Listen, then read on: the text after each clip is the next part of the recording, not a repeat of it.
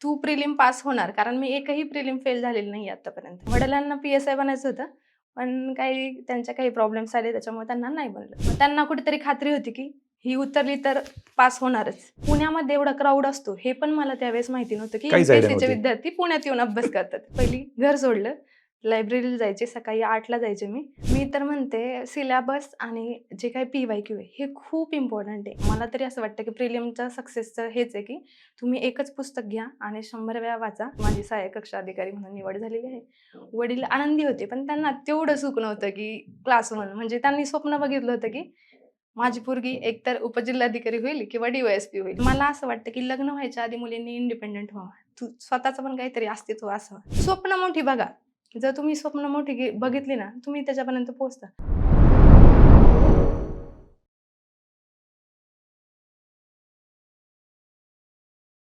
नमस्कार, मी किरण निंबोरे आणि आपण पाहताय वास्तव कट्टा.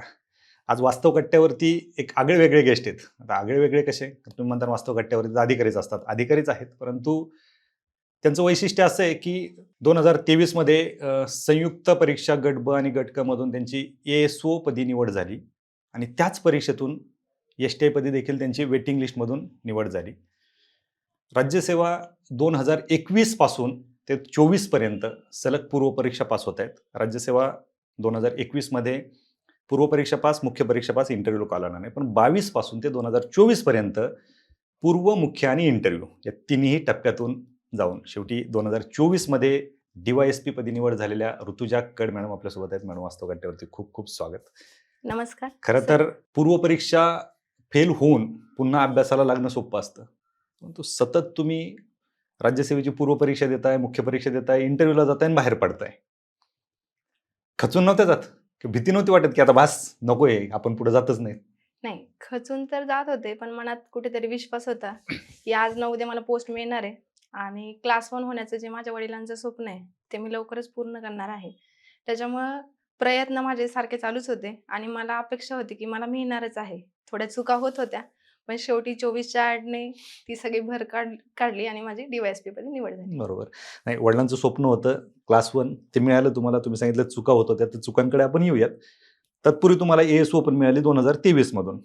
नक्की टार्गेट काय होते? क्लास 1 तर होतं, मग ए-एस-ओ तुम्ही कंबाईनच्या परीक्षा देत होता? नाही, मी कधीच कंबाईनची परीक्षा दिली नाही. बरं. म्हणजे 23ची परीक्षा पण देणार नव्हते. तेव्हा 13 मेला माझी ॲग्रीची मेन्स होती. पण 30 एप्रिलला कंबाईनची प्रिलिम होती. बरं. वडील म्हटले, मग वडिलांना फोन केला, की मेन्स देते. प्रिलिम तर काय होतच असतात. मेन्स महत्त्वाची. म्हणून ॲग्रीची मेन्स द्यायचं ठरलं. पण वडिलांना फोन केला. वडील म्हणले, की "नाही, तू प्रिलिमला पण जा. मला माहिती आहे, तू ॲग्रीचा जरी अभ्यास केला असला, तरी तू प्रिलिम पास होणार." कारण मी एकही प्रिलिम फेल झालेली नाही आतापर्यंत. बरोबर. मग मी 2021 पासून तर नाहीच. हो. मग मी म्हटलं जाऊ दे पेपरला तर जाऊया. ॲग्रीचा 2 महिने अभ्यास करत होते. तरी म्हणले जाऊ द्या प्रिलिमला जाऊया. प्रिलिमला गेले, 55 मार्क्स पडले आणि तेव्हाच कळलं. दुसऱ्या दिवशी आन्सर की आली तेव्हाच कळलं, की आता आपलं होणार आहे. बरोबर. त्याच्यामुळे मग प्रिलिमचा असा प्रवास झाला, ज्याच्यातून मी सहाय्यक कक्षा अधिकारीपदी निवड झाली ते. क्या बात है! बरं, मग आता ह्याची नक्की या प्रवासाची सुरुवात कशी झाली? म्हणजे तसं माझं BSc agri Padmabhushan Vasantdada Patil college of agriculture Ambe या ठिकाणी झालेलं आहे. आणि प्रायव्हेट कॉलेज असल्यामुळे तिथे काही एवढी स्पर्धा परीक्षेची काही जागरूकता नाहीये. बरोबर. मग फर्स्ट इयरला मी ॲडमिशन घेतलं. तळेगाव दाभाडेला कॉलेज आपलं आंबेचं. मग त्यानंतर फुल टाईम आपलं अकॅडमिक्स चालू होतं आणि मध्येच मग लॉकडाऊन पडलं. मग लॉकडाऊन पडल्यानंतर मग वडील म्हटले, "आता लॉकडाऊन पडले, काही चाललं होतं रेसिपी, कोणाचं काय, कोणाचं काय." मग म्हटले, की "तू काहीतरी वेगळं केलं पाहिजे असं मला वाटतं." आणि त्यांना कुठेतरी पी-एस-आय बनायचं होतं, पण ते नाही जमलं. हे वडिलांना? हो. बरं. वडिलांना पी-एस-आय बनायचं होतं, पण त्यांच्या काही प्रॉब्लेम्स आले त्याच्यामुळे त्यांना नाही जमलं. मग ते असं म्हटले, की "एकदा तू ट्राय कर. नाही झालं तरी आम्हाला माहिती आहे तू टॉपर आहे." 10वीला पण माझा पहिला नंबर आला होता. बरं. 93% पडून माझा बोर्डात पहिला नंबर आला होता. क्या बात 12वीला है! पण मला 81.69 सायन्समधून मार्क्स मिळाले होते. स्कॉलर स्टुडंट होते हो. तुम्ही. मग त्यांना कुठेतरी खात्री होती, की ही उतरली तर पास होणारच. मग त्यांचं असं झालं, की "तू दे. पास होऊ नाही होऊ तू दे." मग मी तिथून मग थोडंसं एम-पी-एस-सी काय असतं, यू-पी-एस-सी काय असतं, याबद्दल थोडी माहिती काढायला सुरुवात केली. आणि मग तेव्हा मला कळलं एम-पी-एस-सी काय असतं, क्लास 1 काय असतं, यू-पी-एस-सी काय असतं, त्याच्या आधी यू-पी-एस-सीतून माहित काय नव्हतं. होतं. त्याच्या आधी मला एम-पी-एस-सी आणि यू-पी-एस-सीतला फरक पण माहिती नव्हता. बरं. मग मी एक माहिती काढत गेले. काय एम-पी-एस-सीतून काय होतं, यू-पी-एस-सीतून काय होतं. पण ग्रॅज्युएशनच्या लास्ट इयरला असल्यामुळं मला असं वाटलं, की यू-पी-एस-सी मला जमणार नाही. मग मी एम-पी-एस-सी करायचं ठरवलं. मग वडिलांनी मग बेसिक पुस्तकं आणली, एम. लक्ष्मीकांत आणलं, बाकीचे हे आणि मग माहिती काढायला सुरुवात केली. आणि तसा माझा एम-पी-एस-सीचा प्रवास सुरू झाला. क्या बात आहे. पण मग हा प्रवास सगळा तुमचा कोविडमध्ये सुरू झाला. हो, तुम्ही माहिती काढली कशावरून काढली? YouTubeवरून. YouTubeवरून. मग असं नाही वाटलं की एम-पी-एस-सीचा अभ्यास करायचा आहे, सगळे पुण्यात येऊन क्लासेस लावतात किंवा काय? आपण पण तसं केलं पाहिजे आणि त्यात त्या कोविड होता. हो. लॉकडाऊन होतं त्याच्यामुळे सगळं बंद होतं. त्याच्यामुळे पुण्यात यायची काही हेच नव्हती. आणि तेव्हा अनअकॅडमी म्हणून एक ॲप सुरू झालं हं. होतं. तर त्याच्यावर सगळं फ्रीमध्ये मिळत होतं. म्हणजे जनरल बेसिक आपलं पॉलिटी काय असतं, इकॉनॉमिक्स काय असतं, ते मला तिथून थोडीशी माहिती मिळाली आणि मग मी तिथून सुरुवात केली. आणि पुण्यामध्ये एवढा क्राऊड असतो हे पण मला त्यावेळेस माहिती नव्हतं, की काहीच आयडिया एम-पी-एस-सीचे नव्हती. विद्यार्थी पुण्यात येऊन अभ्यास करतात. म्हणजे मी तुम्ही फक्त पुण्याचे असून तुम्हाला माहित हो, नव्हते. मला नव्हतं माहिती पुण्याचे असं. मग असा माझा अभ्यास सुरू झाला. बरं. मग कशी सुरुवात कशी केली मग? कारण आज अजूनही अशा कित्येक मुली आहेत, की ज्यांना प्रॉपर मार्गदर्शन मिळत नाही. आहे सोशल मीडियावरती, YouTubeवरती सगळ्या गोष्टी आहेत. पण लोकांचा एक समज झालेला असतो, नाही पुण्यासारख्या ठिकाणी गेलं पाहिजेत, क्लासेसच लावले पाहिजेत किंवा कोणीतरी आपल्याला गाईड केलं पाहिजे तरच आपण पास होऊ किंवा काही अपयशाची कारणं पण हे देतात, की आम्हाला प्रॉपर मार्गदर्शन मिळालं नाही. हं. तुमची तर परिस्थिती वेगळी होती. कोविड होता, त्याच्यामुळे सगळं लॉकडाऊनमुळे काहीच अवेलेबल नव्हतं. तरी तुम्ही अभ्यास केला. कशी सुरुवात केली पाहिजे आणि तुम्ही काय करत होता? म्हणजे माझ्या मते तर असं वाटतं, की क्लास सगळं नाहीये. जेव्हा तुम्ही स्वतःहून काहीतरी बनायचं ठरवता आणि तुम्ही त्याची माहिती काढता, ते खूप महत्त्वाचं आहे. क्लासवाले तुम्हाला सांगतात, एक गाईडन्स एक महत्त्वाचा आहे. पण मला म्हणजे मी स्वतःहून सगळं स्टार्ट केलं.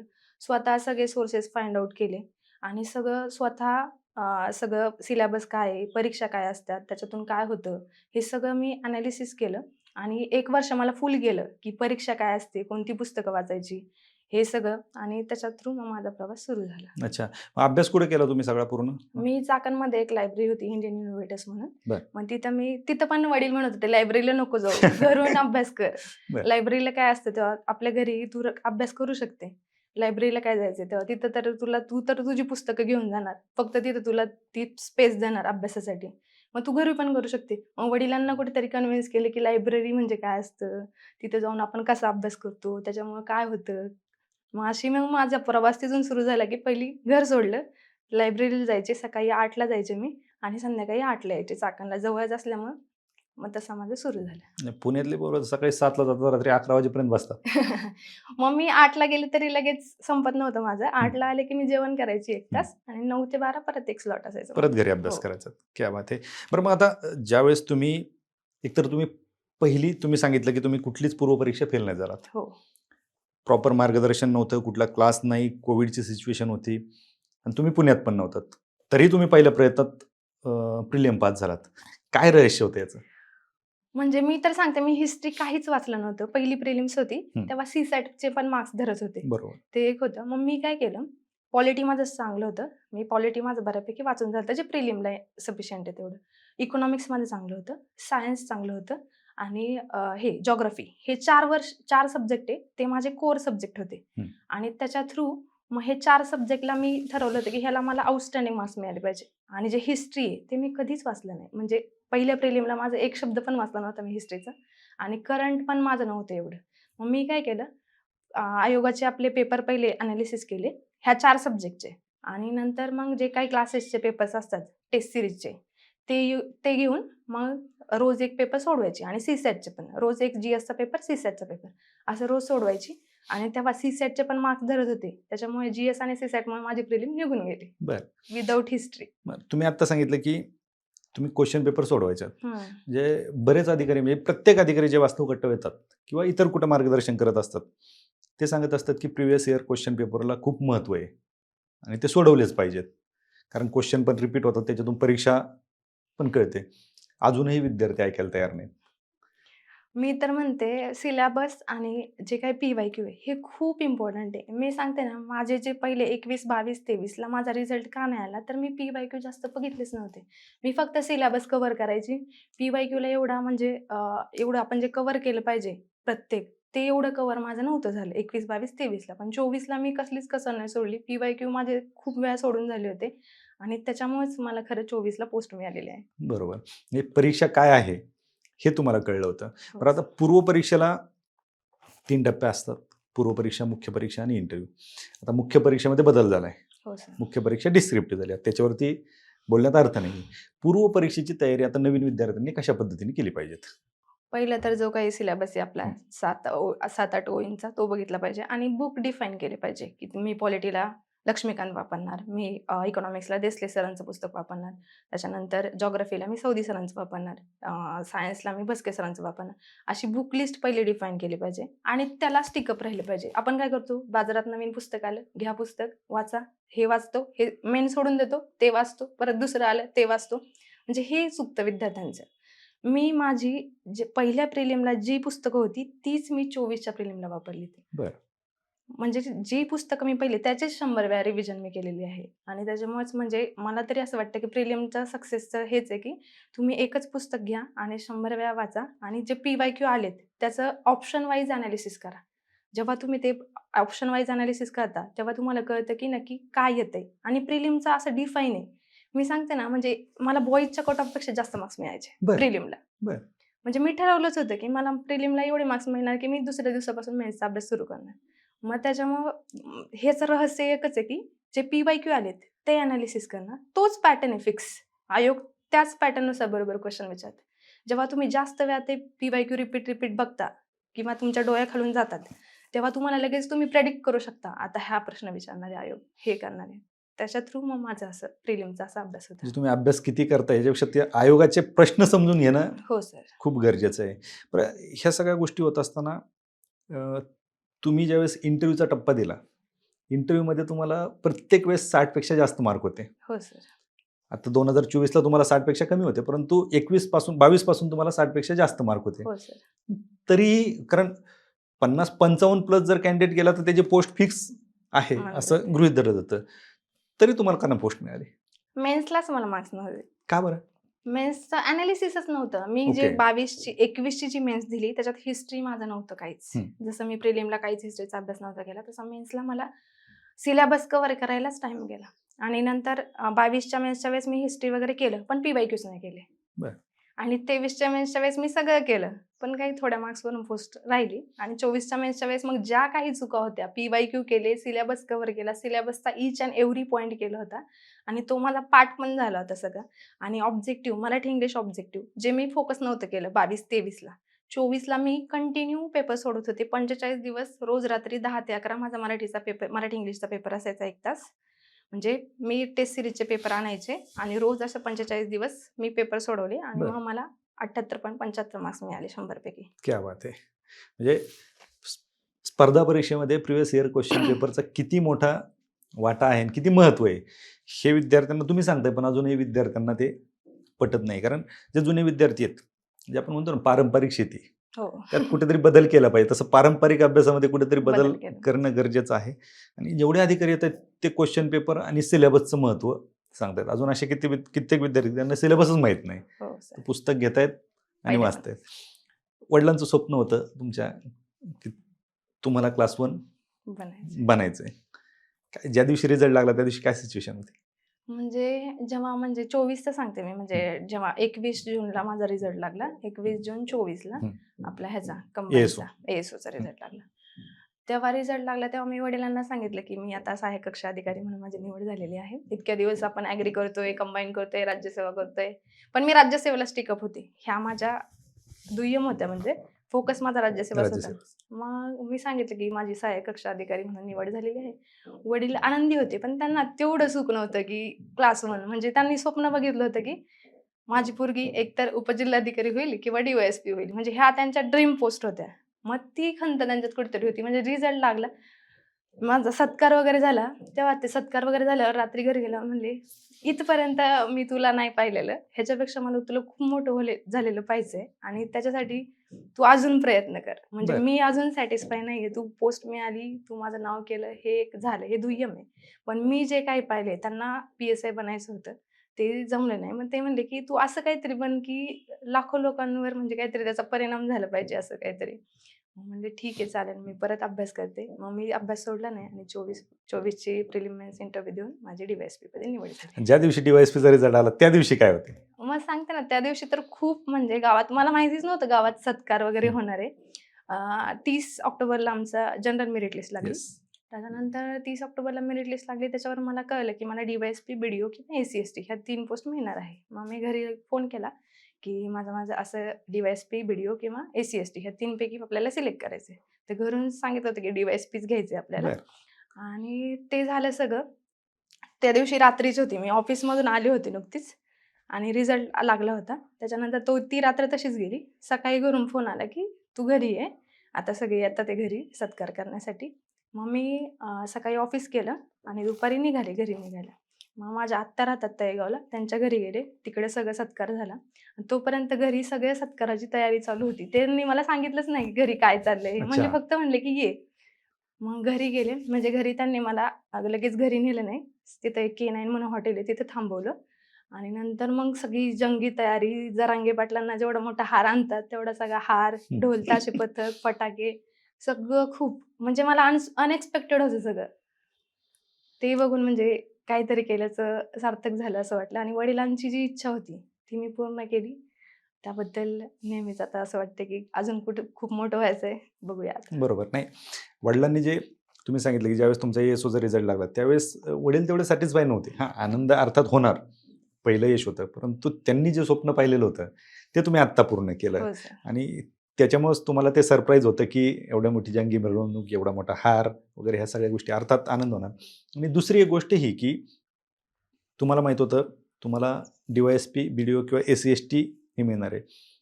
आज ग्रामीण भागात जर पाहिलं तर आजही मुलींना पोलीस खात्याकडे जाऊन द्यायचं प्रमाण खूप कमी आहे. तुमच्या घरातून तुम्हाला सांगितलं गेलं की तुम्ही DYSP बना.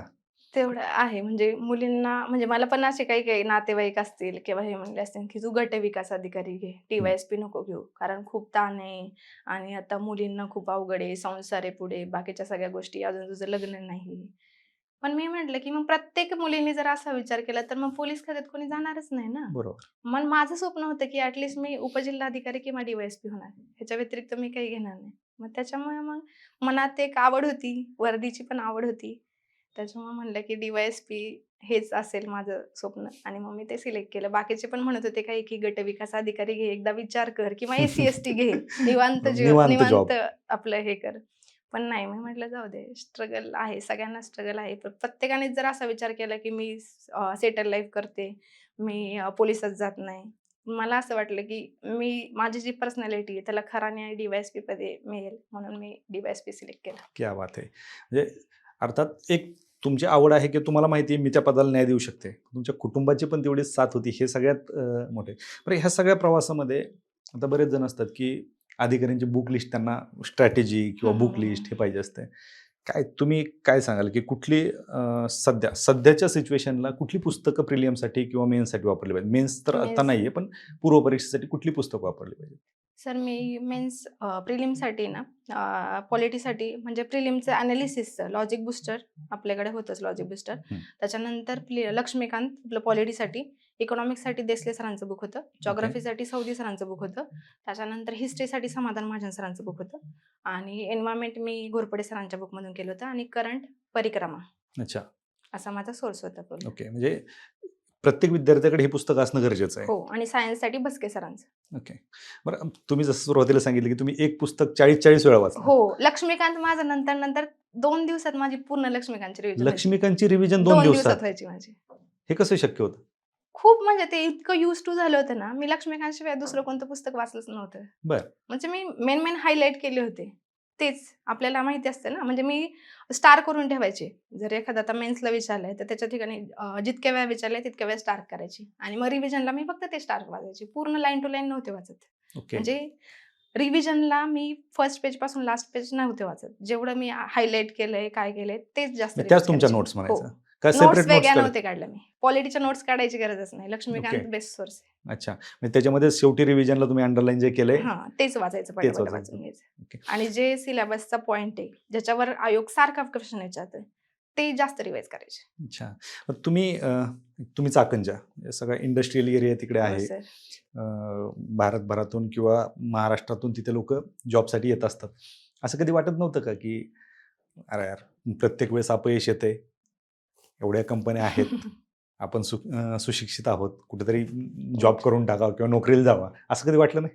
नाही, नोकरीचं अशी काही नव्हती. घरून परिस्थिती चांगली होती. हं. घरचे सगळे म्हणजे घरचं एक सुस्थितीत होतं. म्हणजे असं जॉब करायची काही एवढं हे नव्हतं.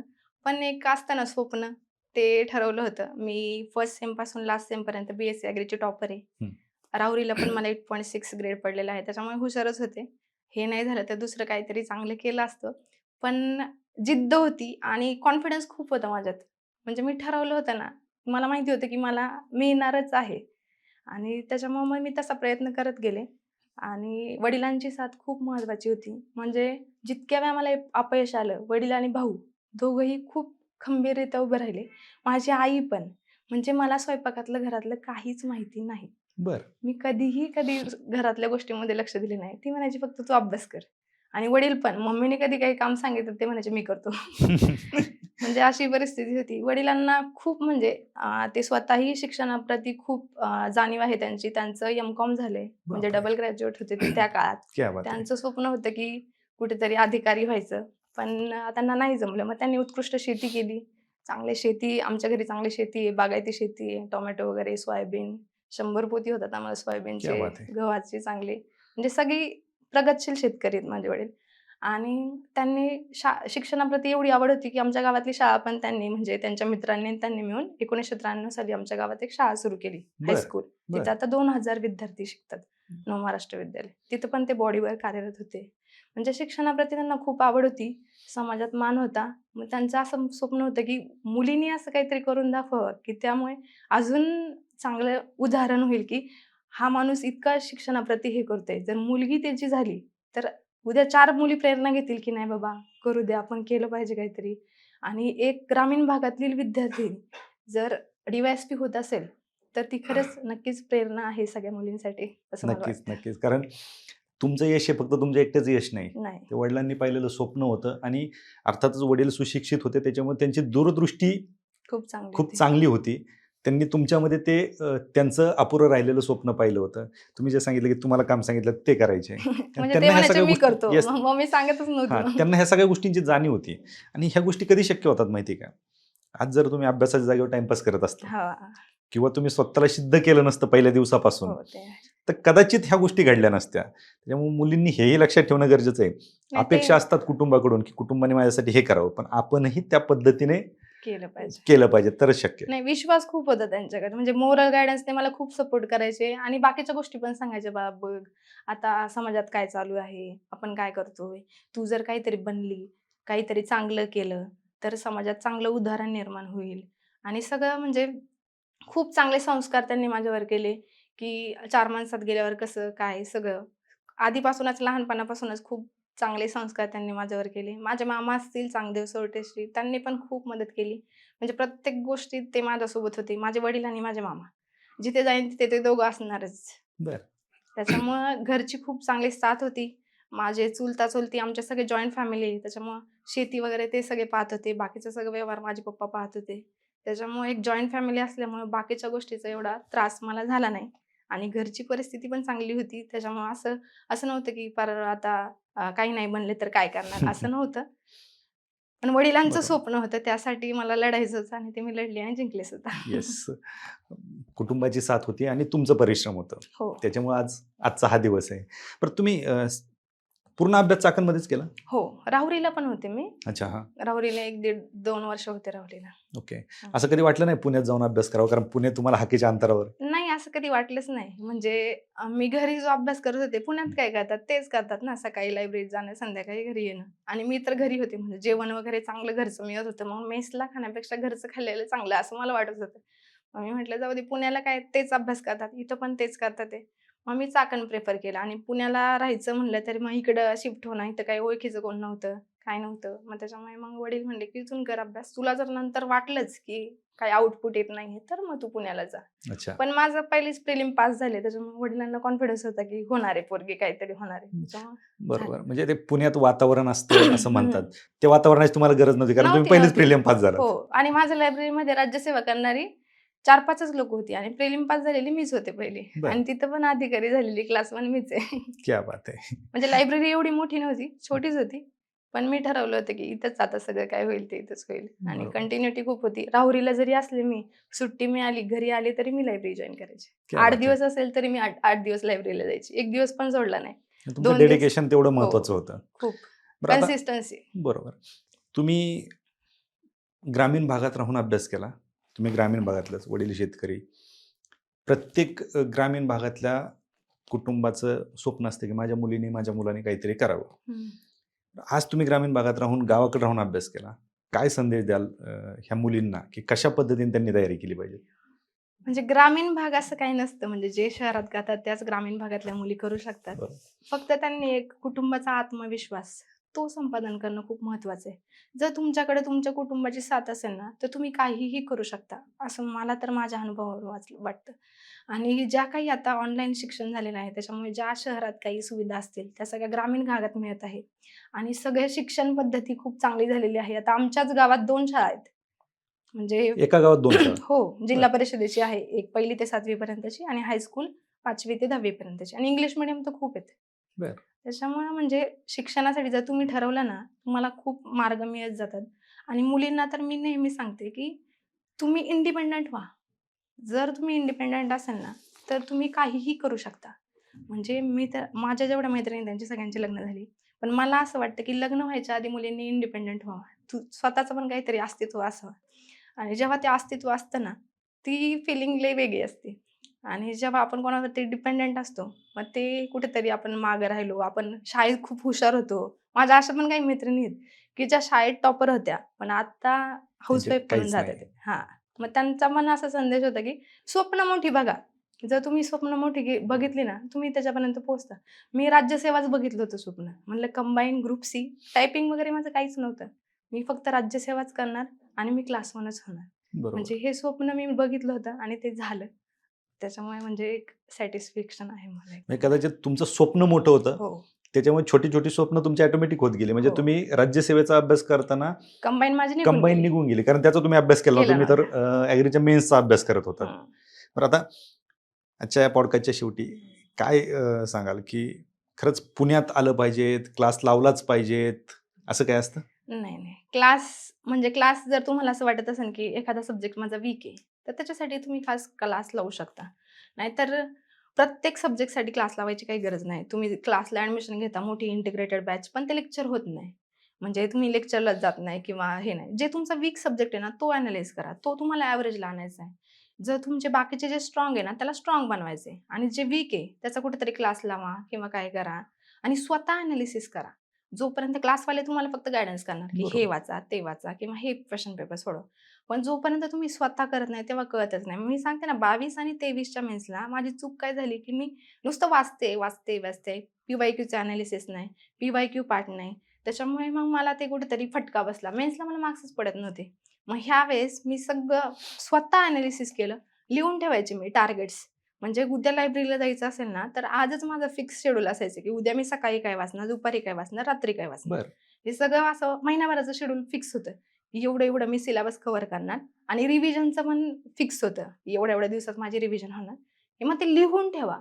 जोपर्यंत तुम्ही टार्गेट पण लिहून ठेवा. मी प्रिलिमला 135 लिहून ठेवले होते, मला 137 पडले. क्या बात है! मेन्सला मी 575 लिहून ठेवले होते, मला 565 पडले. इंटरव्ह्यूचं थोडंसं चुकलं. मी 67 लिहिले होते, तिथे 57 पडले. तो 10 मार्कचा माझा लॉस झाला. नाहीतर मी 575 लिहिले होते, मला 565 पडले. ओके.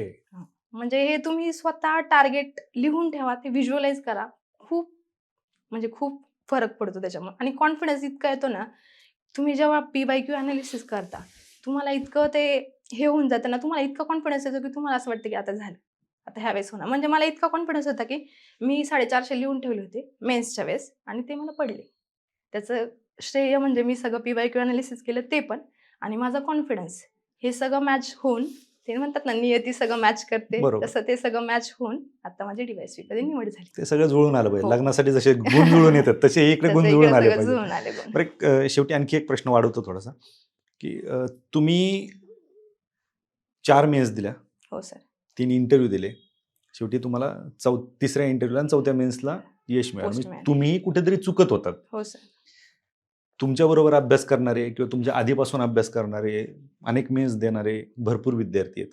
तुम्ही जसं तुमच्या चुकांमधून चुका सुधरवल्या आणि आज यश मिळालं.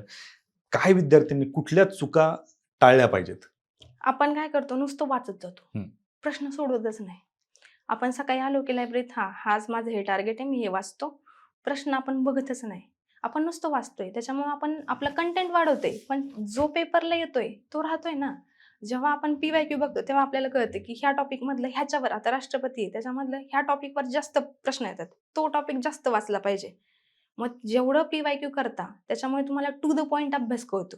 आणि नुसता अभ्यास केलं तर आपण सगळंच लक्षात ठेवतो. हां बाबा, हे लक्षात ठेवा, ते लक्षात ठेवा. असं न करता जेव्हा PYQ तुम्ही एनालिसिस करता, त्याच्यामुळे तुम्हाला मेन पॉइंट्स कळतात आणि नंतर मग रिव्हिजनला पण ते तुम्हाला खूप सोपं जातं.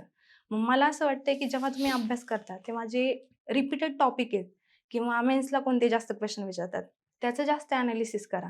जास्त PYQ सॉल्व्ह करा आणि जे काही चुकतंय ते लिहून ठेवा. मी काय करायचे, मराठी, इंग्लिशला रोज क्वेश्चन पेपर सोडवायचे.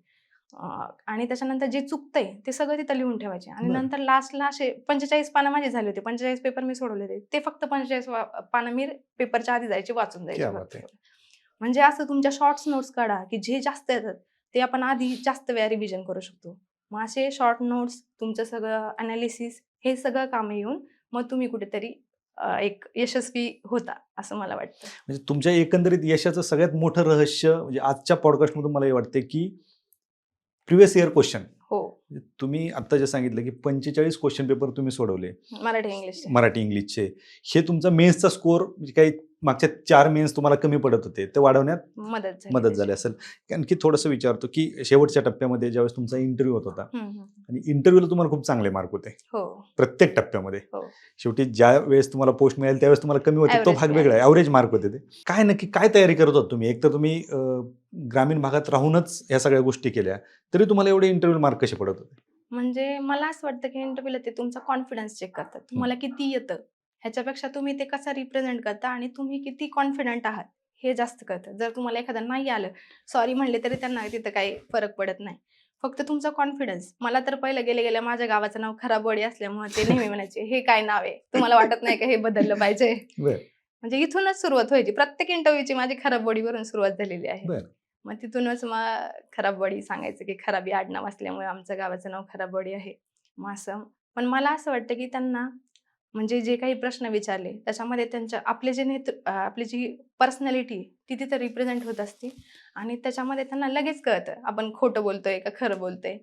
जे काही आहे ते रिप्रेझेंट करत होते मी. जे काही खरं आहे, जे काही मी केलंय, जे काही प्रश्न त्यांनी मला विचारले त्याची रिअल उत्तरं देत होते. कुठेही काही खोटेपणा नव्हता. त्याच्यामुळेच मला असं वाटतं, की त्याचं एक चांगलं हे असेल, की ते मला चांगले मार्क्स देत होते असं. ओके. आणि शेवटच्या ह्याला वाघ सरांचं पॅनल होतं. तसे 57 पण चांगले मार्क्स दिले सरांनी. चांगली होती तेव्हा पण वाघ तयारी. सरांनी चांगले दिले सत्ता. बरं. याच्यात आता आपण वास्तवकट्ट्यावर बोलतोय. वास्तवकट्ट्यावर अनेक पॉडकास्ट होत असतात. तुमची बऱ्याच ठिकाणी भाषणं झाली असतील किंवा सत्कार झाले हो. असतील. काय वाटतं आजचा पॉडकास्ट पाहून ग्रामीण भागातल्या मुलांनी, मुलींनी मोटिव्हेट होऊन स्पर्धा परीक्षेत यावं का? म्हणजे मला असं वाटतं, की प्रत्येकाने स्वतःची आवड बघितली पाहिजे. म्हणजे मी झाले म्हणून प्रत्येकाने व्हावं असं नाही. एखाद्याला दुसरं काही गायन आवडत असेल किंवा स्पोर्ट्समध्ये काही असेल, तर त्यांनी ते क्षेत्र निवडावं. म्हणजे उगाच आपला शेजारचा झालाय म्हणून व्हावा, असं मला काही वाटत नाही. म्हणजे जे काही आपली आवड आहे, जे केल्याने आपल्याला आनंद निर्माण होतो, ते करावं. नाहीतर उगाच सगळे स्पर्धा परीक्षा करायला लागल्यावर आपल्या जागा पण 400-500च असतात. सगळ्यांना पोस्ट मिळू शकत नाही. पण खरंच काहीतरी चेंज करायचं असेल, तर मला वाटतं त्यांनी यावा आणि तेव्हा पहिले आपलं बेसिक बघावा. 2-3 वर्ष बघावा प्रिलिम निघते का? तरच स्पर्धा परीक्षेमध्ये टिकाव घ्यावा आपला. म्हणजे काही आपलं पुढचं वाटचाल असेल ती करावा. नाहीतर सलग सरळ आपलं दुसरा काही जो प्लॅन बी आहे, तो करावा असं मला वाटतं. नक्की. खरं हे वास्तव समजणं देखील तेवढंच गरजेचं आहे. हो सर. नाहीतर फक्त भाषणं ऐकून आणि एक्सटर्नल मोटिव्हेशन घेऊन या क्षेत्रात उतरणं, म्हणजे स्वतःच्या पायावरती धोंडा मारून घेणं असं आहे. हो. तुम्ही कधी वास्तवकट्ट्याचे इंटरव्ह्यू पाहत होता? हो, हो. मी खूप वेळा पाहिलेले आहे. म्हणजे मी मोटिव्हेट व्हायचे. रात्रीचं कधी असं डिमोटिव्हेट झालं, तर वास्तवकट्ट्याचे इंटरव्ह्यू बघायचे. ते कसे बोलतात, म्हणजे त्यांचे स्ट्रॅटेजी काय होती, त्यांचं कसा अभ्यास केला. मी खूप वेळा बघितलेलं आहे वास्तवकट्ट्याचे. आणि माझं पण एकदा स्वप्न होतं, की मी वास्तवकट्ट्यावर जाणार. म्हणलं झालं. म्हणजे ते लॉ ऑफ अट्रॅक्शन असतं ना, जे सगळं मी इमॅजिन केलं होतं, ते सगळं माझ्या ह्या रिझल्टने सगळं भरून काढलं. सगळीकडे बॅनर, गावात इकडं-तिकडं सगळं. म्हणजे जे आपण इमॅजिन करतो ते होतं. फक्त त्याच्यामध्ये आपल्याला पॉझिटिव्हिटी पाहिजे, निगेटिव्हिटी कुठेच नाही पाहिजे आणि आत्मविश्वास पाहिजे. हे जर तुमच्याकडे असेल ना, तर सगळं होतं. मी वास्तव कट्ट्याचं म्हणजे मी कोणाला म्हणले पण नाही. तुम्हाला पण मी कधी कॉल केला नाही, की सर नाही. मला इंटरव्ह्यूसाठी बोलवा वगैरे. पण ते जुळून येतं आणि सरांना पण वाटलं, की यावा मॅडमनी. मग सरांनी कॉल वगैरे केला. म्हणले जाऊ दे ठीक आहे चला लॉ ऑफ आपलं हे अट्रॅक्शन पण कुठेतरी संपलं. कामाला येतं. हो. सगळं म्हणजे ह्या रिझल्टने माझे सगळे ज्या काही इच्छा, अपेक्षा सगळं पूर्ण झालं आणि इथून पुढेही माझी चांगली वाटचाल होईल आणि तुम्हाला एक चांगला अधिकारी बनून मी नक्कीच परत पुन्हा इथं इंटरव्ह्यू देण्यासाठी येईल, ही नक्कीच, तुम्हाला आशा नक्कीच. देते. नक्कीच मॅडम. आणि आम्हाला आज कुठेतरी अभिमान वाटतोय, की तुम्ही आज डी-वाय-एस-पी झालात आणि आज वास्तव कट्ट्याचं कुठेतरी अधिकाऱ्यांच्या यशामध्ये थोडंफार का होईना हो, योगदान आहे, आहे. आहे, आहे. नक्कीच तुमच्या हातून चांगलं काम घडणार आहेच. हो कारण सर, तुमचे नक्कीच. विचारच त्या गोष्टी सांगतायत. तुम्ही वास्तव कट्ट्यावरती आलात आणि मनसोक्त गप्पा मारल्या. त्याबद्दल आपलं मनःपूर्वक आभार. Thank you. धन्यवाद सर.